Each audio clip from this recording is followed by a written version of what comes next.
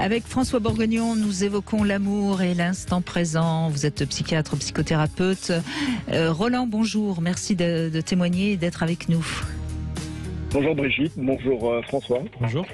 C'est un plaisir de pouvoir partager avec vous ce type d'émotion parce que je vous écoute très attentivement depuis tout à l'heure. Et je vous avoue que je me reconnais tout à fait dans tout ce qui a été évoqué par vous-même Brigitte et par François. Donc merci de m'accueillir à l'antenne. Mais je vous en prie. Donc qu'est-ce qui se passe chez vous? Vous êtes trop ancré dans le passé ou dans le futur? Alors complètement dans le passé, et c'est bien ça le problème parce que aujourd'hui je suis marié depuis 2004, j'ai 47 ans, je travaille, j'ai 2 enfants, enfin tout se passe à peu près bien. Mais sentimentalement, c'est vrai que c'est très compliqué. J'ai beaucoup de mal à m'investir dans la relation, avec mon épouse depuis. Alors au début, c'était très bien parce que c'était tout nouveau, donc ça efface un petit peu entre guillemets les erreurs du passé, mais c'est provisoire en fait. C'est avec elle que vous avez vos 2 enfants? Oui, absolument. Oui, tout à fait. Mais malgré tout, j'ai l'impression qu'une partie de moi est restée bloquée dans le passé. Oui. Et c'est-à-dire que j'ai vécu 4 ans entre 95 et 2000 avec à l'époque j'avais une vingtaine d'années, donc j'étais relativement immature, un petit peu impulsif, donc c'est vrai que j'avais un caractère très dur, très difficile et la personne avec qui j'étais à l'époque, c'était une jeune femme assez renfermée sur elle-même, qui avait beaucoup de mal à faire part de ses émotions. Et je pense que le fait d'avoir une relation plus ou moins conflictuelle avec elle par moment faisait en sorte qu'elle se refermait sur elle-même, et du coup ça me poussait plus dans mes retranchements, ce qui provoquait souvent une irritabilité assez fréquente. Et bon, je pense qu'à force elle a eu beaucoup de mal, et c'est ce qui a causé la rupture. C'est une rupture. C'est elle qui a décidé de rompre? Oui. En fait, on s'était fâché. On s'était fâché une fois de plus. En partant au travail le matin, je lui avais dit que sur un coup de tête, évidemment, c'est toujours sur un coup de tête, que je ne souhaitais plus la revoir ici à l'avenir. Et puis le jour même, elle a pris ses affaires et puis elle est partie, quoi. Et après, j'ai essayé de mettre, on va dire, un dépensement sur une jambe de bois, et malheureusement ça n'a servi à rien puisqu'elle avait déjà décidé de mettre fin à la relation. Donc à partir de là, ça a été très difficile parce que j'ai eu un sentiment de culpabilité qui me ronge encore aujourd'hui de l'intérieur. C'est très difficile. Mais coupable de quoi? De pas avoir été à la hauteur de ses sentiments, et puis de peut-être être probablement passé à côté de la femme de ma vie, mais ça je le saurais sans doute jamais. Mais c'est pas, je veux dire, la culpabilité n'a rien à voir avec ça. Vous avez vécu une histoire et puis à un moment donné ça s'arrête. On peut imaginer, moi c'est mon avis, que de toute façon elle aurait fini par décider de partir parce que là vous lui avez tendu la perche qu'elle a saisie à pleine main. Mais voilà. Vous êtes coupable de rien. Une histoire, ça se vit à 2 et il n'y a pas de culpabilité. Vous pourriez être coupable si vous pourriez vous sentir coupable, parce que je vous considérerais pas coupable si par exemple vous aviez eu une relation extra-conjugale ou si vous l'aviez trahi. Mais là, vous êtes simplement, vous étiez disputé, vous étiez à cran, vous lui avez dit j'ai plus envie de te revoir. Bon, voilà, il y a pas de culpabilité à avoir. Je crois que ça c'est déjà quelque chose qui est important à comprendre, parce que la culpabilité, elle nous maintient justement dans le passé. Oui, tout à fait. Tout à fait. Malgré tous les efforts que j'ai pu faire en sophrologie, avec de la méditation, tous les bons conseils qu'on a pu m'apporter, le gros handicap qui me perturbe encore malgré tout, c'est le fait que quand je me réveille le matin, souvent, c'est les rêves se sont passées pendant la nuit. En fait, elle intervient dans vos rêves. Oui, c'est pas forcément toujours des rêves.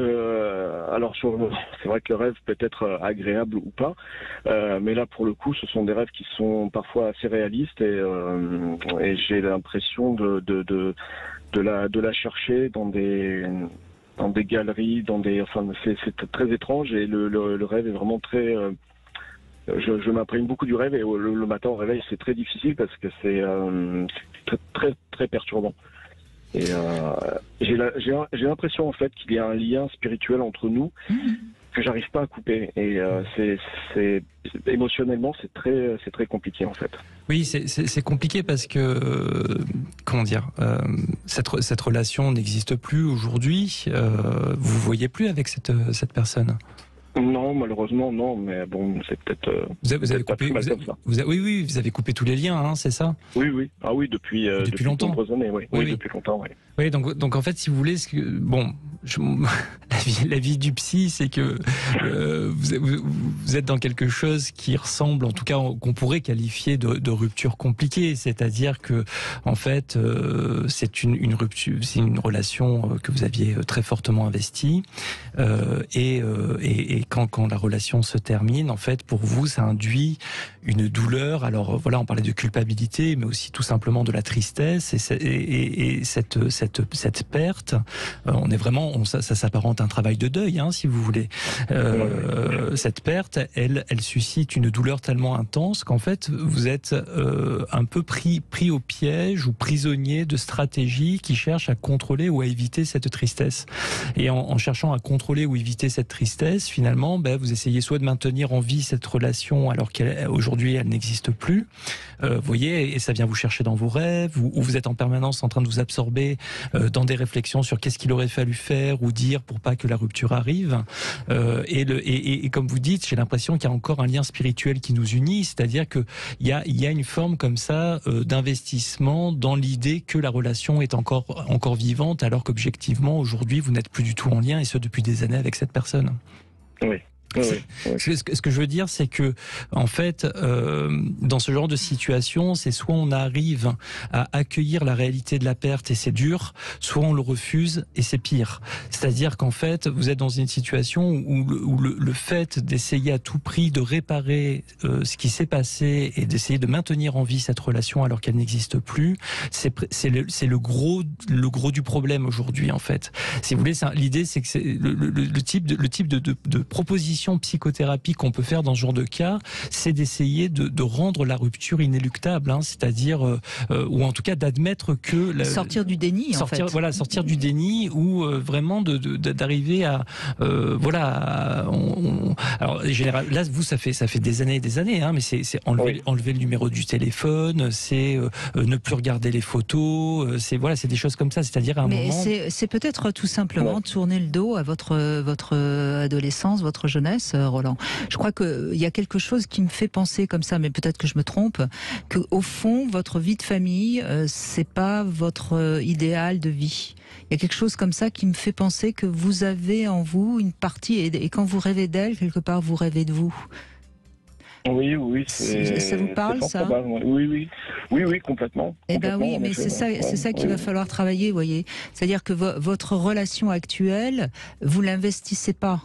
Et si vous ne l'investissez pas, c'est peut-être par nostalgie de cette femme, mais je crains que ce soit aussi par refus de devenir un homme casé, marié, avec 2 enfants. Oui. Enfin, superficiellement, je l'ai accepté, je l'accepte. Hein. Je pense être un père de famille responsable et. Mais ça, j'en doute pas. J'ai pas dit que vous n'étiez pas bien dans votre. Enfin, que vous n'étiez. Je suis sûre que vous vous comportez bien. Mais il y a une part de vous, et c'est ce qui me fait dire ça, c'est vos rêves.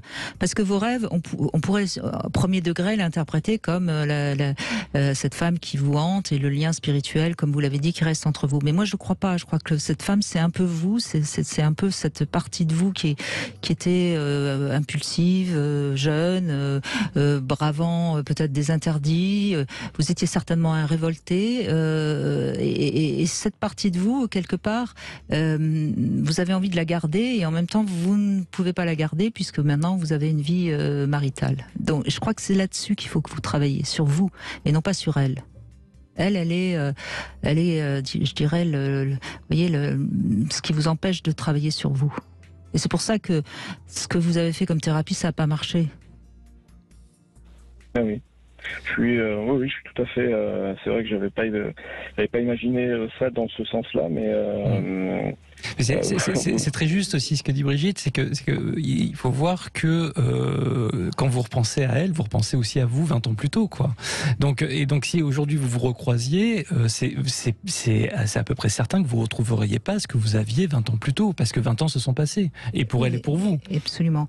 Écoutez, Roland, réfléchissez un tout petit peu, on va vous reprendre parce que je veux pas vous laisser comme ça, et on vous retrouve dans quelques secondes après la pub. 14h-16h, Brigitte Lahaie, Sud Radio.